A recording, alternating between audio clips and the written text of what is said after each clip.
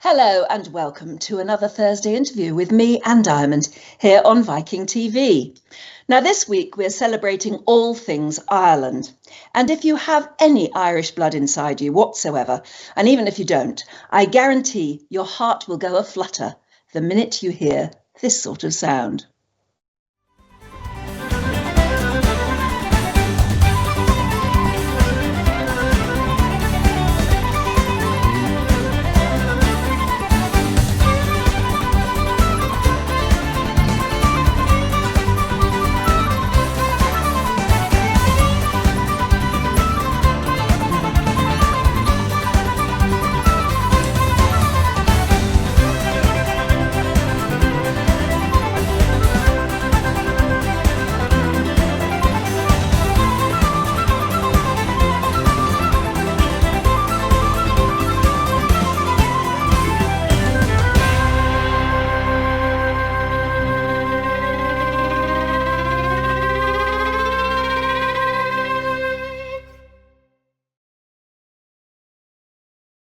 And I guarantee you, even if you're in the bath, your feet are tapping, aren't they?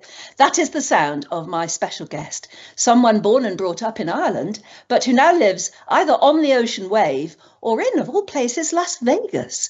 But if you have been lucky enough to be on a Viking cruise, you might well have seen him on stage, and certainly you won't have forgotten the experience. He is flute virtuoso, Gary Arbuthnot. Hello and welcome, Gary. Hi, Anne. How are you doing? Great to be here with you today. It's lovely to speak to you. I mean, we're celebrating all things Ireland this week. And like you, I'm Irish too. And I'm also from Antrim. So it's a great joy to meet you. Yes, that was a wonderful thing I found out when we were talking about doing the interview, and what a small world. Whereabouts in Antrim? Lisnahutchin. Oh my goodness, I'm not even sure I know where that is. I mean, I'm from either, actually. Either, but places in Ireland have such wonderful names, don't? If you can hear my dog going crackers, somebody's just come near the door. But right. Yeah, Lisnahutchin and Ballymucky, something like that. Wonderful names in Ireland. Do you ever get back? I do. No, I try to get back usually at least once, maybe a couple of times a year. My sister still lives there with her family, and so 3 young nieces that I try and go and see when every sort of opportunity we get. But there you are. You're in Las Vegas. That's where you live now. How did you end up living there? I mean, it's such a long way from Antrim town itself. Definitely very different, the Las Vegas Strip. My wife, Claudia, is actually an incredible dancer. And about 12 years ago, she wanted to move out here and really have a go at all the big production shows out here. And behind me, you'll see we've got a lot of posters of the various shows that she's been in over the years. And so I followed her out here, and we've kind of been here ever since. You know, working on the ships, it doesn't really matter where I live. So they'll fly us, to wherever we need to be. And so came out west, and I've loved the West Coast lifestyle of Las Vegas, and also the heat. It's definitely a lot warmer than home. Well, yes, that's very true. But then they always say Ireland wouldn't look like Ireland if it was dry and hot all the time. But you and your wife, you actually met on a cruise ship, didn't you? So cruising, being part of the cruise ship entertainment world, has always been your thing. For the last 20, maybe even 30 years, yes, it has. I took my first cruise, I think, in 1995 or 1996, when I was sort of still living in the UK and still working in symphony orchestras and other things like that. And then around 2002, kind of committed to it full time, and have been kind of traveling the world ever since. And as so nature would have it, inevitably ended up meeting Claudia on one of those ships, and we've been together ever since. You sent us some lovely photographs from your family album, actually, and it looks as though you really have had a sensational time. First of all, as you say, meeting on board a ship, and then, of course, being able to travel together. And you've built your own. Did you build your own first house, I think, in Las Vegas? Well, we didn't personally build it, but yeah, that was the first thing we ever saw when we came to view it. They were building it at the time, and our realtor said, "Oh, I've got the perfect house for you," and we came down, and that's what we saw. And I know it was just getting built. There's a photo of it kind of just after it was finished. It was kind of a brand new community they were building here in Vegas, and so yeah, we've been here since about 2015. Actually, it's a gorgeous community, kind of just just off a golf course here. One of those rare things here in the desert. And what about Claudia? Where does she come from? She's actually from Chicago. So yeah, her family are half Mexican, half Italian, and so yeah. You've taken her back to Ireland, haven't you? Well, that was her first time in Ireland with me visiting my family, and of course it was the middle of December, and we had this crazy idea. I said, "Come on, we have to go to the Giant's Causeway," and it was absolutely blowing a gale, as you can imagine, in December. What a place. We'll see some more pictures of that later on as well. And now there's not just the two of you. You are now a family of three. That's right. Yeah, just coming out of COVID. So November 2021, our little daughter Naomi was born, and starting a new adventure for both of us. And it's been an incredible, 15, nearly 16 months have passed already, and we can't believe it. So you said your dog was barking there a few minutes ago. I think maybe Naomi will be getting up shortly because it's nearly 7 a.m. here in Vegas, and she'll be probably rising soon. Oh, and absolutely gorgeous, though, isn't she? Beautiful. And I know that, as you said, a year ago. When you can pop back to Ireland, you do. We've got a lovely shot of you, I think, with your family at your wedding. You've been back for things like that. But you mentioned COVID and being in Las Vegas. Where were you when COVID hit? Were your family, distanced from each other because of that?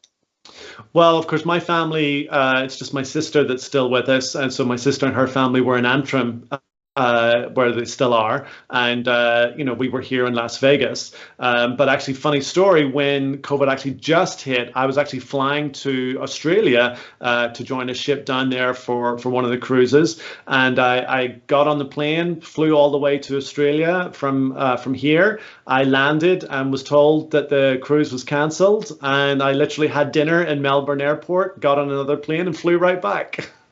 My goodness, I know. It influenced so many lives in so many different ways. But so there, you spent the rest of the time in Las Vegas, and with your dog as well. You've got a little dog too, Skeet, yeah.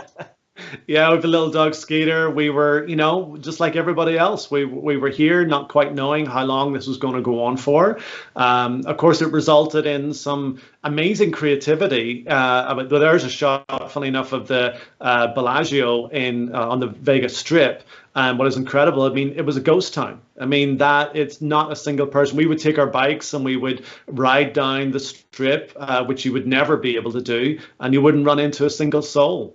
The casinos were boarded up, which they never are, and things like that. So, but one of the things I think that came out of it, from the musician side, is the creativity. Incredible creative, people had to pivot and come up with new ways of trying to perform, of trying to keep that entertainment going. And of course, things like Zoom and even Skype and, which were maybe part of the business world, became an everyday, use for the general public.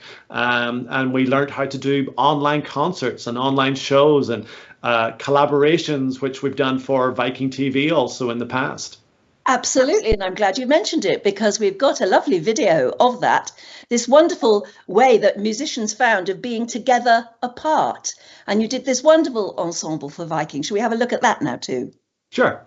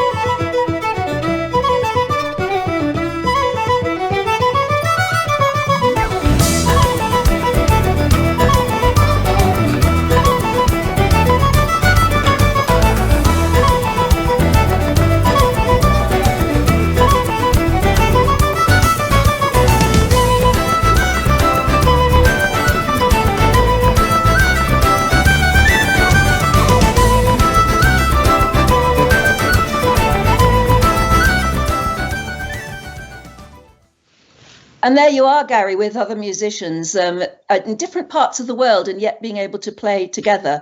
I don't know how you do that. It must be very complicated. I didn't know how to do it either until we got into the COVID situation. But one of the funny things about that video as well is that it also includes other musicians and guest entertainers who've been on Viking. So on the Bourne there, you had Adam Barry from a wonderful group called 5 O'Clock Somewhere. Adam's from Dublin, so perfect again for Irish Week. And then Irina Guskova on violin, who's been on Viking many times as well. And then that was my record producer, Richard Taylor, playing piano. But we learned how to do it. We learned how to, collaborate across many continents and put these things together. I know, and it works really well, doesn't it? But there's nothing quite like a live performance. You've got your penny whistle with you there, haven't you? Well, I've got the flute here with me. I do have both. I've got the whistle here. It's sitting beside me this morning, and I've also got the flute. This is a flute I've had for about 12 years or so. It's a platinum plated flute, but a gorgeous instrument. It's been made from a company in Japan called Muramatsu, and I've had it since the late 90s and still use it to this day. And do you take the same instrument with you all over the world? I do, yes. It takes so long just to get connected with the instrument and really learn how that instrument kind of feels, and because they're all so different. It's when you change, it always takes an extra minute or two just to get used to it. So this one, I feel very comfortable with. How many have you got? Because do they have a sort of slightly different character? They do. I mean, depending on the material that you have. I mean, if you have a silver, if you have a gold, or if you have even like a solid platinum flute, the air resonates slightly differently in these instruments, and so you'll get different characteristics in the sound from maybe a richer bottom register or a more open top register. I find for me with the element of platinum involved, that it kind of makes it more even throughout all of them. But everybody kind of has their own personal tastes. I mean, you've done so much traveling with your flute, obviously, because it's your passport to, well, success, isn't it? Have you ever lost it or left it anywhere? I don't know who you've been talking to, but yes, that has happened once or twice. I unfortunately I've left it on the train. I have left it on a station platform, and luckily I've managed to get it recovered. But no, these days, that was many years ago. It doesn't leave my sight anymore. But I've had a few scary run-ins. I can imagine. Wow. Well, let's look at some of the pictures we've got of you literally going all over the world. And I mean, that's the wonderful thing, I guess, when you are working on cruise lines, you can get off anywhere in the world and enjoy yourself. We can see you zip lining. Is it zip lining it's called there? Beautiful beaches you must have visited in your time. Yeah, I mean, one of the amazing benefits of being a guest entertainer and cruising is, the travel. Travel has been something that's been so important to me since I've been a young kid, and to be able to combine that with my love of music and performing. I've been so fortunate to set foot on all 7 continents now. For in Antarctica, which is always the hard one to get to, but this is in Alaska. That's Claudia and I were there together up on one of the glaciers, and it's one of the amazing things to be able to do together. That was in the Norwegian fjords, but yeah, it's one of my joys. And be it Europe or the Caribbean, I think that was St. Bart's, or the coldness of Antarctica. It's an incredible adventure to have. Or and you even throw yourself out of airplanes by the look of it. Yeah, I am an adrenaline junkie, so any opportunity to do something crazy like that, and that was actually in, I think, Honolulu. But there we are. Yeah, there's like the Komodo dragons. There's Hobbiton on the set of the Hobbit in New Zealand, and actually the other one is. One of the great things about traveling as well is getting to meet with your fellow, my case, flute players and colleagues. And so that last photo on the right is a get together in Los Angeles, I should say, with the flute sections of the Berlin Philharmonic who were touring, and the LA Phil, and just great colleagues and friends. And we get the chance to meet up around the world. And there you are, crossing the equator. That's right. That was on the Viking Sun back in 2018 during the World Cruise. It was the first segment, and of course the traditional crossing the equator ceremony, which is always a lot of fun on board. Oh, you lucky thing. Oh, and that's fellow entertainers on board as well. That's right. That was that same cruise. That was this first world cruise. So Moya Angela there, West End star from Dreamgirls, John Armstrong, an incredible magician, and then a fabulous group called Unique Three. So we were all sailing together in that crossing from LA, I think, down to Papeete, or maybe slightly further at the time. And of course, getting to meet, and become great friends at the same time. Yeah. Let's go back then to your own story. Where did your first flute come from, for instance? Well, when I first started, I was actually playing the guitar like that, back in primary school in very early days. But then I went to a grammar school in Belfast called St. Malachy's College, and they actually didn't teach the guitar. And so I had to pick another instrument. And I'm not really quite sure why, but, I had an interest in the flute. And so what they did was they would have, sort of auditions, even at that age, I was like 12 or whatever. And you would go in with the flute teacher in the school, and they would give you just the top part of the flute, the head joint, and you'd have to try and blow a note on it. And then basically, if I think whoever could get the best note would be one of the ones who would, start the lessons. And that actually is a flute band I played in a few years later, the 39th Old Boys Flute Ensemble, which was, a great place to learn, and especially with, ensemble training and so on. And so that was back in Belfast. But yeah, when I first had those auditions, I didn't get a note out of it. I actually couldn't do it. And I didn't get it. Funny enough, it was dear friend of mine, John O'Hare. He was one of the ones who started on it for about a month or so. And then he actually gave up. And I think I was doing pretty well in the music class at the time. So they came back and said, hey, do you want to try again? And so I did, and fell in love with it and became an absolute passion. And it's probably meant to be, because John now is one of the leading doctors in Australia, heading up the ER departments down there. So it's just fun. And ironically, many years ago, when my father wasn't well, John was the doctor on call in the emergency room that helped him. So it's just the way the world works. It's extraordinary. It's meant to be. It was meant to be. Of course, you also would have grown up in Ireland learning the flute at a time when one of the greatest flautists there's ever been in the world, James Galway, was very, very famous. And you've become friends. I was very lucky. That picture you just showed from the flute band, that was one of Sir James's first bands as well, many, many, many years ago. And that was his one of his first teachers, Billy Dunwoody, who was conducting there. And so my first teacher, Colin Fleming, was the principal flute of the Ulster Orchestra, had been a student of James Galway's. And so I got to have that connection very early on, and was very lucky to meet him at a young age, and go on and attend many of his master classes, and really just have the opportunity to be around him. I would take the opportunities when he would come to London when I would be at college and he would be recording, to be able to, sit in on the recording sessions, and then also to be able to, follow him when he would be touring, just to be around. That picture you just pulled up there, that's actually from 1991. That was actually a master class in Danbury, Connecticut, with some fellow colleagues that we're still friends today, 25, 30 years later. Funny that was a reunion of the same people here in Vegas about 4 or 5 years ago. And I think we've got a couple of smashing pictures of yourself with James Galway and his wife. So you've met up in various occasions, various times. Yeah, I've been very lucky, to maintain that friendship over the years. We were in Belfast, so James and Lady Jeannie were there performing, and so I just happened to be home at the same time and had the opportunity to get together. Or when they've come to the US and they've actually been here with us in Las Vegas, or I think that one there you're showing is in Miami. So it's an incredible connection to still have. And of course, so James is still playing to this day, and still teaching, and an incredible mentor to everybody. And so friendly and chatty and lovely. There isn't any standoffishness about him at all, is there? He loves to talk as well as to play. Correct. Yes, he does, and many fun times over the years.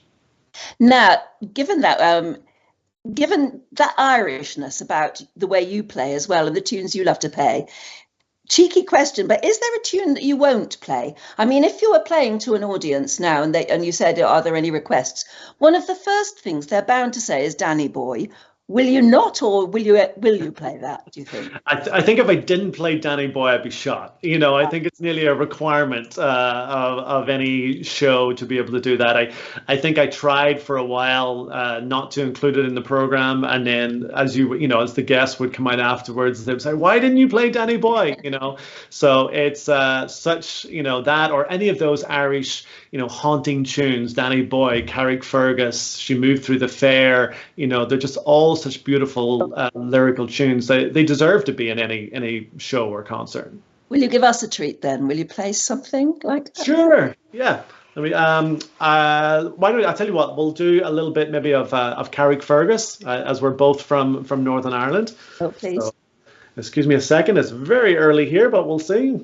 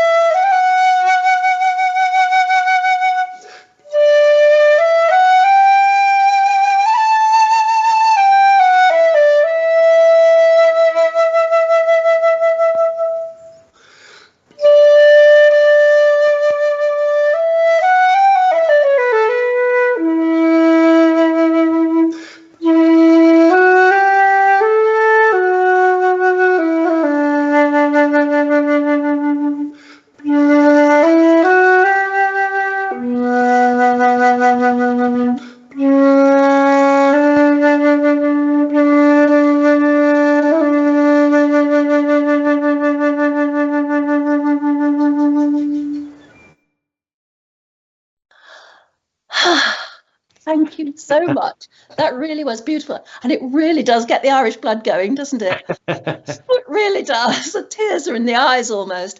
It must be wonderful to be able to play like that. But you achieved it through long, hard, serious training, didn't you? You went to the Royal Academy of Music in London, didn't you? I did. So yes, after I left Belfast in about when I was 18, and moved over to London, went to the Royal Academy of Music actually ended up being about 5 years there, doing sort of undergraduate and postgraduate studies, and also nipped over to Montreal to McGill University, kind of as an exchange for my third year. And of course, yeah, I mean, great, training and lots of lessons and practice, of course, every day, and then preparations for auditions and all of that to kind of head out into the professional world. Probably, I guess, about 1995, 1996. I've heard you say, and it's interesting just watching you play that. I've heard you say that the flute as a performance instrument, if you're giving a concert or you're entertaining a group of people, it's not the most visual thing because it doesn't appear to be much going on there. So you've actually thought about this, and when you do your shows, you actually add visual imagery, don't you? You bring in a bit of cinematography. You try and play tunes, but that work with the video in the background. Isn't that right? Yeah, we've added that element. I kind of got the idea from, of course, some of those great symphony concerts that you see where like the live symphony orchestra is performing maybe with the background of the movie, they're accompanying the movie.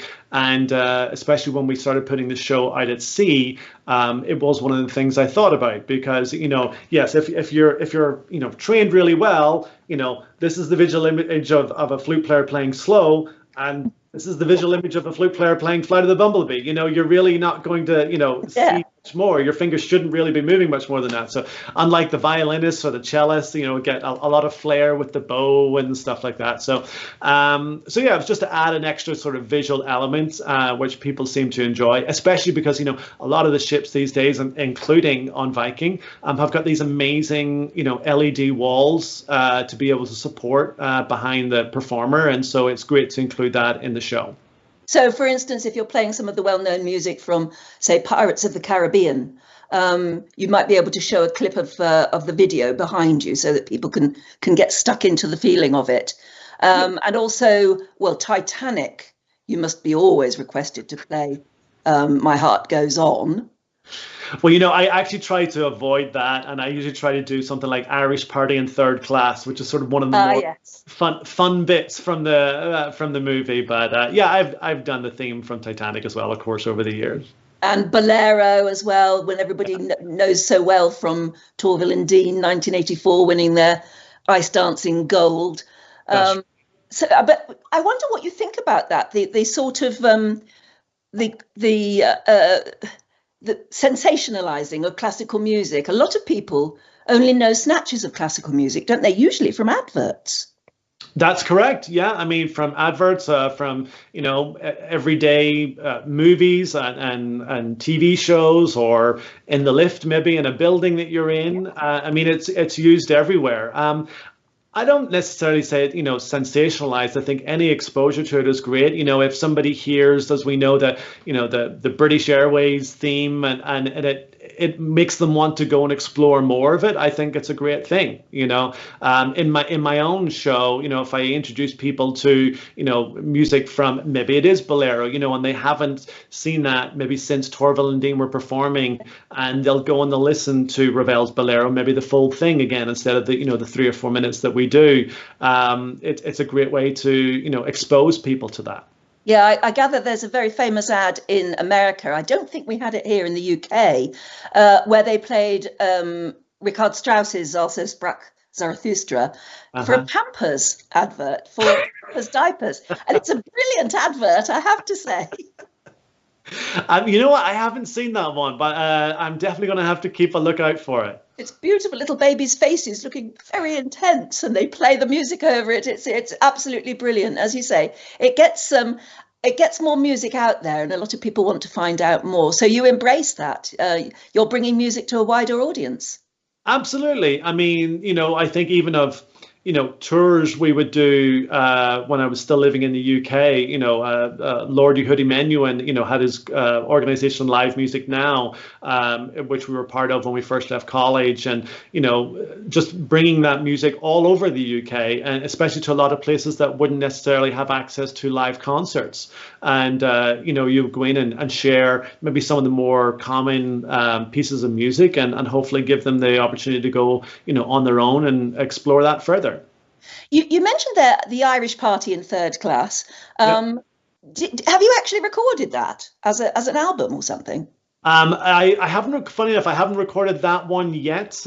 We have done an Irish album called Celtic Connections. I've recorded 3 albums over the years, and that was the second one that we did. And so there's a lot of fun Irish stuff on it. There's music from the Corrs, covers of the Corrs like Aaron Shore, Carrickfergus is on there. You Raise Me Up, other great Irish and Celtic tunes. And but no, Irish Party in Third Class is going to have to be something. Maybe for a movie album. Maybe that'll be the next one, and we'll do a sort of movie album and include that on there. Yeah, it'd be brilliant. But let's have another video then now. Here we're going to see you playing The Rose à la Bette Midler, and it's absolutely beautiful.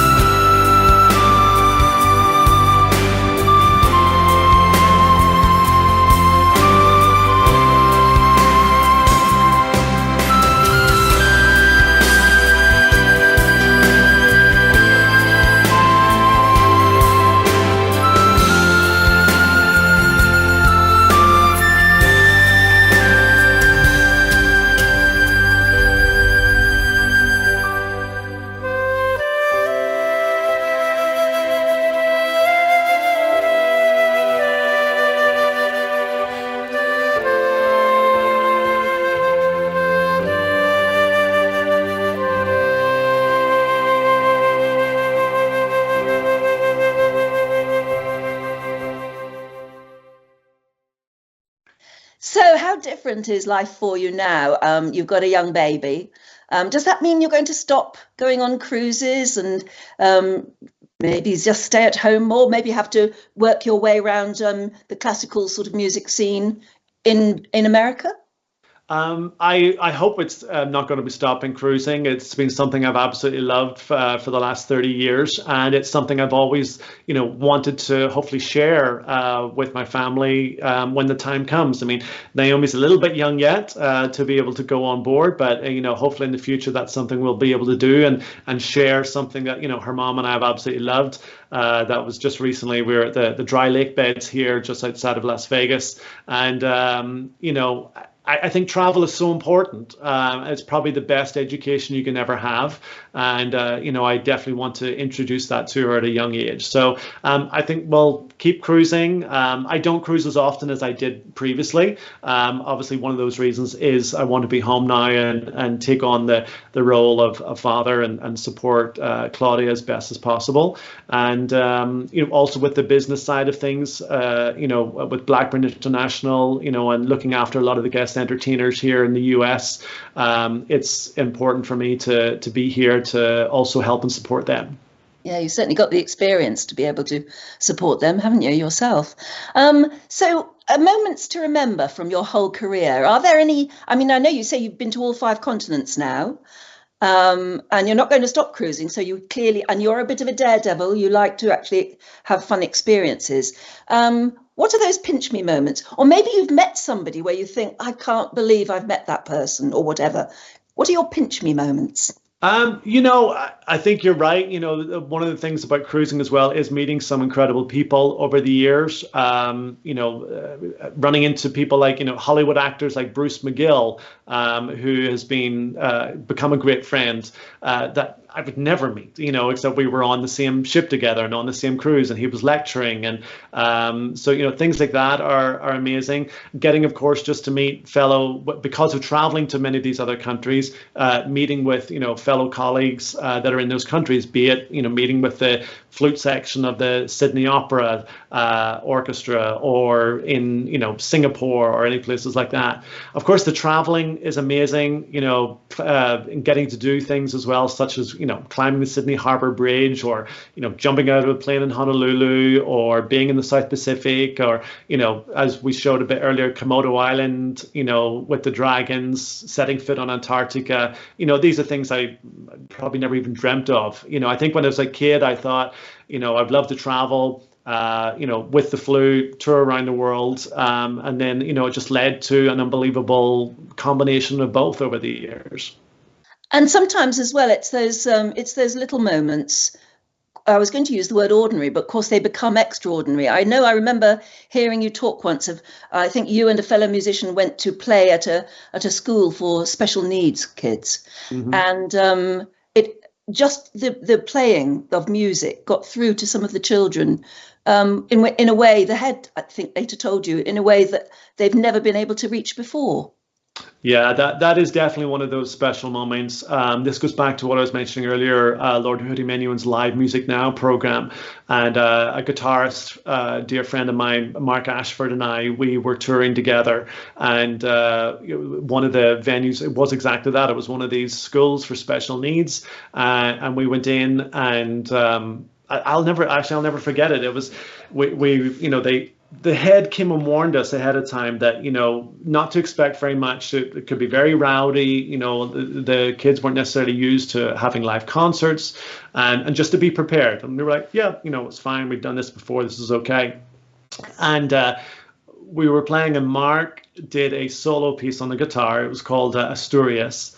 And he, while he was playing, one of this particular girl, young girl, she got up and she walked over to him, and now Mark's playing the guitar, and she came over and stood right beside him. And the way she was standing, I think a lot of the teachers stopped, and they weren't sure whether to intervene or not. And she kind of just stood there and just listened. And I think Mark didn't quite know, was she going to maybe reach over? Would she get violent? We didn't, especially the way the head had set us up for it. We didn't know what to expect. But she just stood there and she listened, and then she went and sat back down again. So that was fine. we continue on with the concert. Then 2 or 3 numbers later, I actually played Carrickfergus, which we did just a bit earlier there. And I'm, playing, and the same girl comes up, and she kind of walks around me, and she comes over, and she sets her head right here while I'm playing. And I'm trying to hold back the tears at the moment, at the time and all of that, and to keep playing. And I stopped playing, and she got up, and she went back, and she sat down again. The teachers and the nurses and the doctors and the facility they're walking out of the room in tears, because they said in all the years this girl had been there, she had never connected with really anybody else that was there. And then somebody comes in and they play some music, again, a simple tune like Carrickfergus, or, Mark playing Albénath Asturias. And it reached a part of her that nobody else had managed to get to yet. And I think it just really shows the power of music therapy. I know of, lots of other, artistic, using therapy in different arts is really, really important. And it does reach a part of us that science sometimes doesn't get to. Oh, I think absolutely. And it's a wonderful story, but I'll bet you nobody watching at the moment is surprised, because music is a language all of its own. And I don't think we completely understand the power of it even now, do we?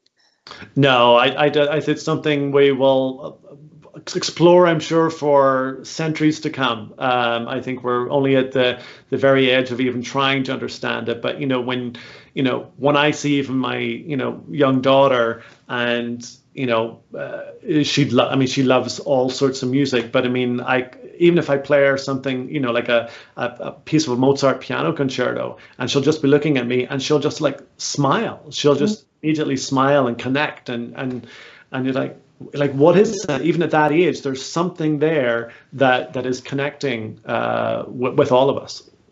Let's play another video.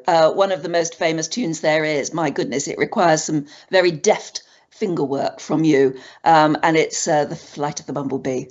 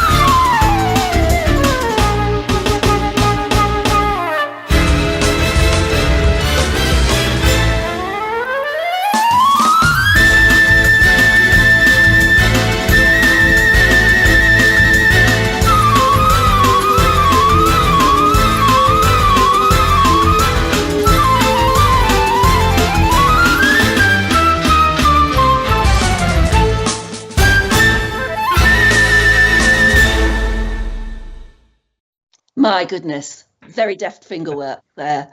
A lot of flute music is very fast, isn't it? Oh, of course it is. I think isn't that the athletic challenge, where we attempt to play faster and faster. And it's just, with each, I think, generation of new players that comes through, the technical abilities get even greater. One of those photos we shared earlier, the principal flute of the Los Angeles Philharmonic, Denis Baryakov. I mean, Denis is setting new limits these days that I think nobody thought, or surpassing, I should say, limits that nobody thought was possible. Playing things like the Sibelius violin concerto and the Tchaikovsky violin concerto all on the flute, which would have been, unheard of. And Flight of the Bumblebee, of course, is just one popular example that every flute player, especially young flute player, strives to play. But yeah, I mean, you're now getting, kids so young, much younger than when I even started, that are, doing even better. The records are always there to be broken, I guess, aren't they? Of course they are. Yeah. Yeah. I was just wondering, you were talking about music reaching parts that the other language doesn't sometimes. Did you ever play to your daughter while she was still in the womb? Because they reckon babies can hear, don't they? Yes. No, I did. She would have definitely heard me playing and practicing. If as long as Claudia didn't, was able to put up with it. Everybody sees, of course, the beautiful music that we do and in the concerts, but of course behind all of that is a lot of hours of repetition in the practice room that nobody really wants to hear. And that's what Claudia and Naomi unfortunately have to put up with. So when you are at the standard that you are, and you do so much concert work and recording, you're playing every day, do you still have to go away somewhere and practice and do scales and things like that? Absolutely. Yeah. I mean, I always equate it to being an athlete. You're still, you've got to stay in shape. And you've got to, always maintain your form, just like any athlete does, during the season and in the off season. And of course, whenever, depending on your actual schedule, if you're playing, every single day and you're maybe in the orchestra playing, 5, 6, 7 hours a day, your practice time is probably going to be much less. I might actually probably play more or practice more than a lot of people because, especially doing fewer concerts now, it's, I think, even more important for me to make sure I'm keeping my, stamina and strength and stuff up during the off times.